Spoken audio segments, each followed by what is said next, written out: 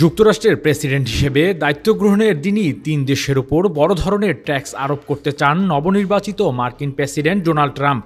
দেশ তিনটি হল মেক্সিকো, কানাডা ও চীন। 25 নভেম্বর নিজের সামাজিক যোগাযোগ মাধ্যম ট্রুথ সোশ্যালে দেয়া এক পোস্টে তিনি বলেন, 20 জানুয়ারি আমি মেক্সিকো এবং কানাডা থেকে মার্কিন যুক্তরাষ্ট্রে আসা সমস্ত পণ্যের ওপর 25% শুল্ক আরোপ করার জন্য প্রয়োজনীয় সমস্ত নথিতে স্বাক্ষর করব।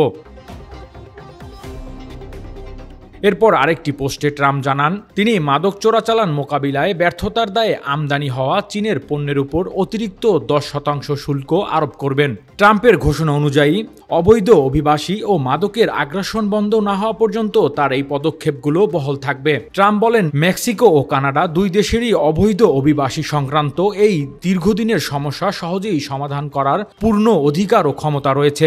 আমরা তাদের কাছে এই ক্ষমতা ব্যবহারের দাবি করছি এবং যতক্ষণ পর্যন্ত না তারা তা করবে ততক্ষণ পর্যন্ত তাদের বড় মূল্য দিতে হবে। এবারে নির্বাচনী প্রচারণার সময় সব চীনা পণ্যের আমদানির উপর 60% তার বেশি শুল্ক আরোপ করবে বলে প্রতিশ্রুতি দিয়েছিলেন ট্রাম্প। এছাড়া মেক্সিকো থেকে আমদানিকৃত যানবাহনের উপর 1000% বা তার বেশি শুল্ক আরোপের কথা বলেছিলেন তিনি।